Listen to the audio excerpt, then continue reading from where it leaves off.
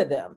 They soak it up. Even if they don't reflect it immediately, they're things that they're going to remember when I'm long gone. And like, yeah, mama used to always say. How many of you got an expression that your mama used to always say? Yes or yes in the chat. Give me a yes or a yes. If there's something that your mama used to tell you and you just soaked it up like a sponge, even though it didn't make no sense to you in that moment when you was that young person, that teenager, that whatever, you think she didn't know what she was talking about. But now that you grown and you got your own crazy kids, own amazing kids, you know mama was right. And you remembered it. Your mind just soaked that up and used it when it needed it.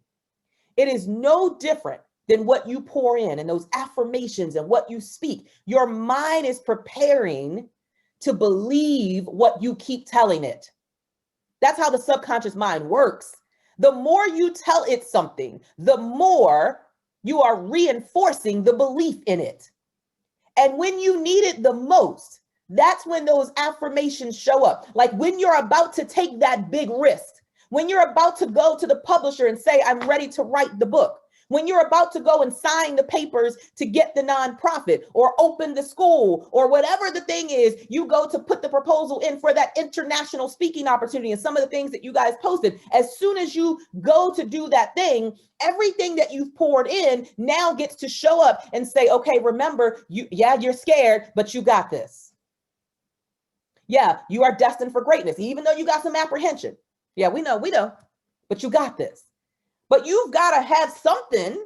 You've got to have something that you can fuel off of, right? You've got to have fuel in the tank so that your mind has something to go and grab in those moments when you're about to take a big risk and everything in you is saying, no, don't do it, don't do it. There has to be something that you get to pull on, some information that you fed your mind before that moment so that you take action. So for me, all of those moments and those times of saying, Cheryl, you're a magnet for success. You're a magnet for wealth. You're a magnet for abundance and prosperity. Somebody somewhere in the world is waiting on you to show up. Greatness is in you. It didn't mean anything to me in that moment because I still had to get up and go to my job. My reality didn't shift overnight just because I started saying affirmations, but over the course of 6 months. One day I woke up and I said that affirmation, and what happened was I didn't laugh. That's how I knew something was happening inside of me that I couldn't even tangibly touch yet. Everything I had been speaking into myself, instead of laughing, this time I said the mantra and I gave a rebuttal and I said, well, why not? Why not me? I'm smart enough. I'm good enough. I'm resourceful enough.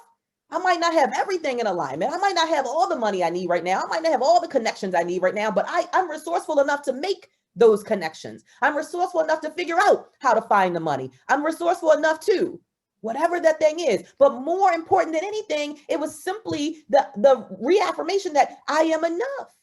I can do this. Anything I put my mind to, I can do. Anything you put your mind to, you can do. So I love that. Thank you so much to Darius, the Professor Wise, for helping us to appreciate the value of our thoughts and how to think yourself into your ideal situation. We're going to keep this thing moving. We have a slight shift, so we're going to be moving our speakers up just a little bit, but they're in the wing, they're ready, they're waiting. And so next up, we're going to bring to the stage none other than Martina Britt Yelverton. And let me go ahead and make her a co-host so that she can turn her camera on. And we're going to keep this thing moving. So there she is. Hey, beautiful. Good to see you here. We are so excited to hear you today. And so Martina Britt Yelverton is going to be speaking to us on the topic, you are the answer, but not until you believe. So sis, the stage is yours. Thank you so much, Dr. Cheryl, and thank you to each and every one of you who have answered your call and answered your assignment on today. I'm looking over here so I can make sure that I get my timer set up, giving you guys what you need during this time. So the one thing I want to open up and say is that whether you guys believe it or not, what you have heard on this morning is what we all needed to hear and what you will be hearing all weekend long. The question is whether or not you're going to believe the answers that you are given, right? Whether you're going to believe the information that you are given. And why do I say this? I'm an informative speaker, and so I'm going to inform you of a few things, and it's really up to you whether or not you receive it. I'm also a workshop speaker, and so I want you guys to work through this with me. Join me on this journey and grab your pencil and write this information down. So I want you to write 2 words, but I want you to write them as 1 word. I want you to write the word belief and use that F to finish the word faith. So BELIEFAITH. Belief with faith, using 1 F. And the reason I want you to do this is because these 3 points that I'm going to give you deal with the essence of this word. All right. The first thing I want you to understand is that many of us are operating in our own belief. But the problem is we are operating using the lie in that belief. So next, what I want you to do is I want you to draw an X through the LIE. You guys are believing the lie in belief. And what do you have left? You have B, faith. You have B, faith. Now, let me explain why I had you do this. We are programmed, and we are an essence, or we are a substance, or we are the evidence of our own thinking, like you heard Mr. Darius say. When you believe those things, they get ingrained in you. They get down in you. And there's not a whole lot you can do to change the trajectory if you don't know the difference. So we're going to mark an X through the lie in the belief, and we're no longer going to believe the lie, whatever that lie is you're telling yourself, because everybody's lie is different.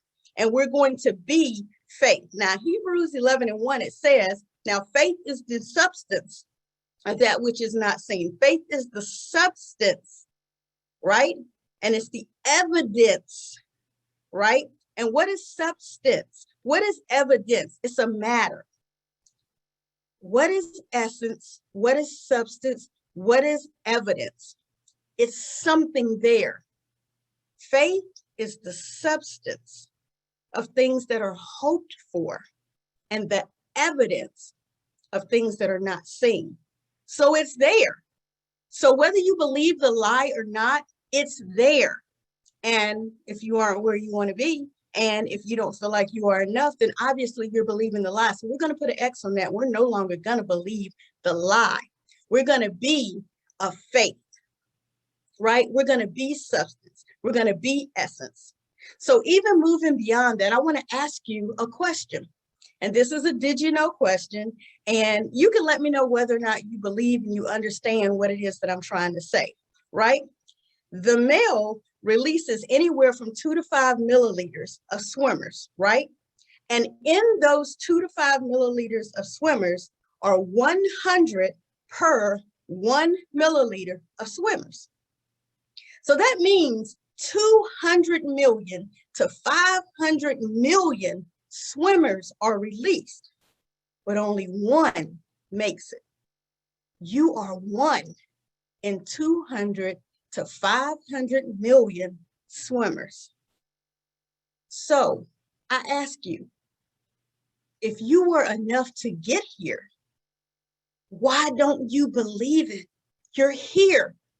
And you guys know, with everything that we've gone through in this pandemic, you're still here.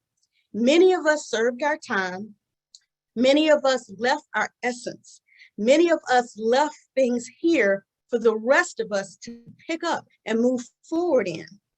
In my chapter in this amazing compilation with all of these authors, I talk about you being enough to leave your legacy. You are 1 in anywhere from 200 million to 500 million swimmers, and you're here. You need to be faith. You're here for a reason. All right?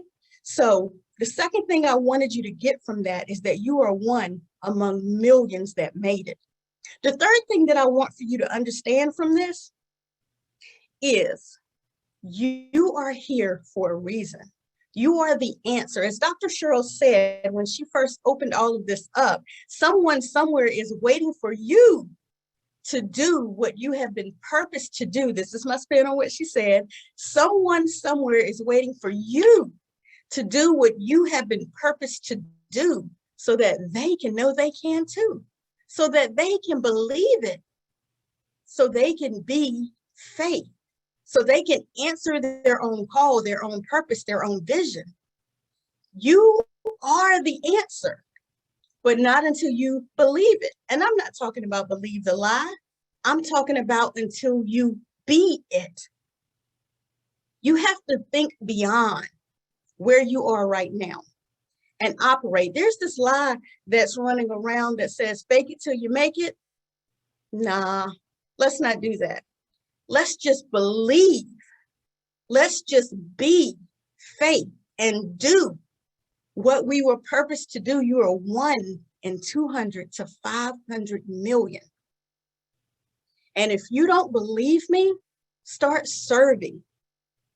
Now, I heard someone leave a message here, and it said something about they feel a little selfish. Let me tell you what Zig Ziglar says. Zig Ziglar says, if you help enough people get what they want, by default, you'll get what you want. I put my own spin on that, and I say I selfishly serve.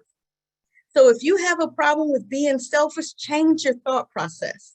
Be selfish and serve, because the more you serve others, the more you actually will serve yourself. My name is Martina Britt Yelverton.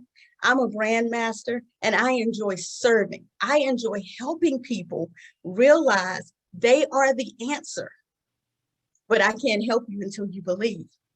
So let's look at the word belief, and let's look at the word be, and let's put an X on that lie, right? And let's be faith.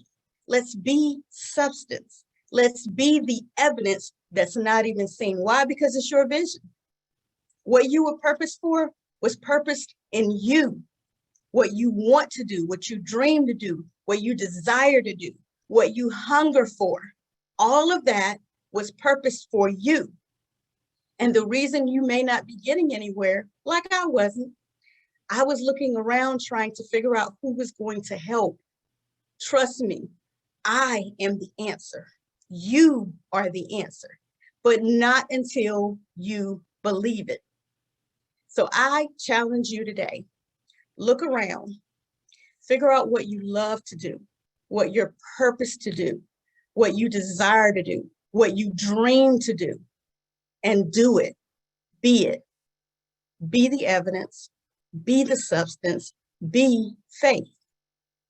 That's my time for today, and I really appreciate you opening your mind and your thoughts and being available to receive this information. Thank you so much for your time. Wow.